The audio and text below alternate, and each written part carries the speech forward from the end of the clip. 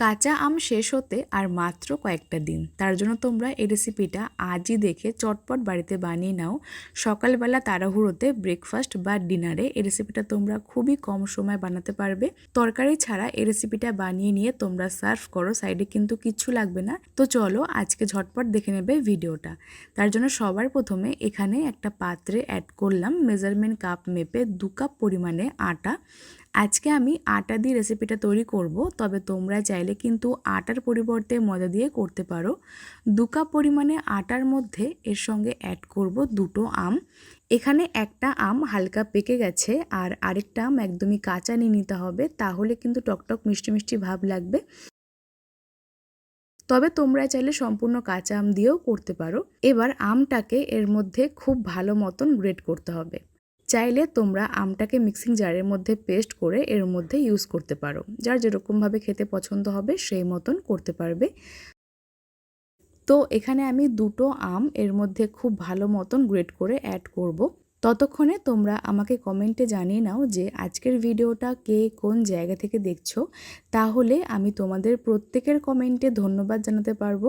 সমস্ত কাঁচা পাকা আমটা আটার সঙ্গে খুব ভালো মতন গ্রেট করতে হবে। তারপর এর সঙ্গে অ্যাড করব স্বাদ মতন নুন। যেহেতু কাঁচা আম ব্যবহার করেছিলাম তার জন্য সামান্য পরিমাণে চিনি অ্যাড করতে হবে। তার সঙ্গে অ্যাড করব ভাজা মশলা। এর মধ্যে রয়েছে গোটা জিরে, ধনে, মৌরি, শুকনো লঙ্কা শুকনো খোলায় ভেজে ঠান্ডা করে গুঁড়ো করে এর মধ্যে অ্যাড করতে হবে। তাহলে এই রেসিপিটার ফ্লেভারটা কিন্তু ভীষণই সুন্দর আসবে। তো ভাজা মশলা এর মধ্যে অ্যাড করেছিলাম 1/4 টিস্পুন পরিমাণে।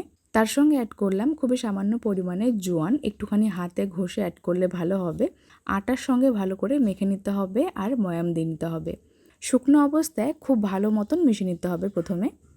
এই রেসিপিটা আজকে আমি আটা দিয়ে করেছিলাম শরীরের কথা মাথায় রেখে, তবে তোমরা চাইলে কিন্তু আটার সঙ্গে সামান্য পরিমাণে ময়দা মিশিয়েও করতে পারো।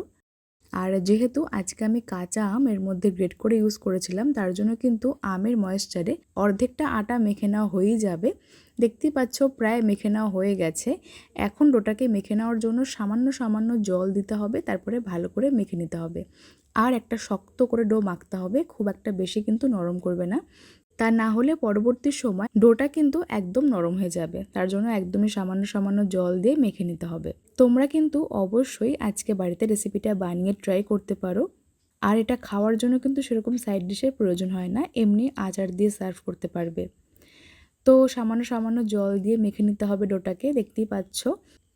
মোটামুটি 4 কাপ মেপে 1 কাপ পরিমাণে জল এর মধ্যে একদমই অল্প অল্প করে দিয়ে মেখে নিয়েছিলাম। আর সব শেষে সামান্য পরিমাণে তেল হাতে নিয়ে মেখে নিতে হবে, তাহলে কিন্তু ডোটা একেবারে সফট হয়ে যাবে। ডোটা মেখে নেওয়া হয়ে গেছে, তারপর ডোটাকে খানিকক্ষণ ঢাকনা চাপা দিয়ে রেস্টে রাখতে হবে।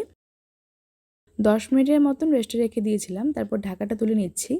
এবার এই ডোটাকে আরেকবার ভালো করে মেখে এর থেকে লেচি কেটে নিতে হবে। লেচিগুলো একটু বড় বড় করে কাটতে হবে, খুব একটা বেশি ছোট করবে না। আমি এখানে এরকম সাইজ দেখে মোটামুটি 4টে মতন লেচি বানিয়ে নিয়েছিলাম। দেখতেই পাচ্ছ কীরকম সাইজ রেখে করতে হবে। একদমই কিন্তু ছোট না, আবার একদম যে বড় হবে সেটাও না। রুটির পরোটা বানাতে যেরকম লেচি বানাই তার থেকে একটু বড় বড় করে কাটতে হবে। সমস্ত লেচিগুলো কেটে একটুখানি হাতে গোল পাকাতে হবে, তাহলে বেলতে সুবিধা হবে। এবার একটা লেচি নিয়ে শুকনো ময়দা অথবা আটা দিয়ে বেলতে হবে এক একটা করে পরোটা। একটু মোটা করে পরোটাগুলোকে বেলবে, তাহলে কিন্তু খেতে সুন্দর হবে। কাঁচা আমের পরোটাটা আজকে আমি এর মধ্যে গ্রেট করে একসঙ্গে মেখে তারপর রেসিপিটা বানিয়েছি। তবে তোমরা চাইলে কিন্তু কাঁচা আম গ্রেট করে ওর থেকে এক্সট্রা জলটা চিপড়ে বাকি মশলা এর মধ্যে দিয়ে আমটাকে পুর হিসেবে এর মধ্যে দিয়ে মুখটাকে আটকে বেলতে পারো, তাহলেও কিন্তু খেতে খুবই সুন্দর হবে। তবে হাতে সময় কম থাকলে আর শর্টকাটে কিছু বানাতে হলে তোমরা এই রেসিপিটা এইভাবে ট্রাই করতে পারো। আমের পরোটাগুলো প্রত্যেকটা আমি একই রকম করেই বেলে নিয়েছি। তারপর একটা চাটু বসিয়ে শুকনো অবস্থায় খুব ভালো মতন গরম করতে হবে। এবার এক একটা করে আমের পরোটা এর মধ্যে দিয়ে উল্টে পাল্টে সেঁকে নিতে হবে। ফ্লেমটাকে লো টু মিডিয়াম হিটে রেখে প্রথম এক একটা করে পরোটা দিয়ে উল্টে পাল্টে সেঁকে নিতে হবে, তারপরে সামান্য পরিমাণে তেল ছড়িয়ে ভেজে নিতে হবে। বাড়িতে গেস্ট এলে অথবা নিজেদের একটুখানি মুখরোচক কিছু খেতে ইচ্ছা হলে রেসিপিটা তোমরা অবশ্যই ট্রাই করো। রোজ রোজ একই রকমভাবে রুটি পরোটা খেতে না ইচ্ছা হলে তোমরা রেসিপিটা অবশ্যই ট্রাই করো।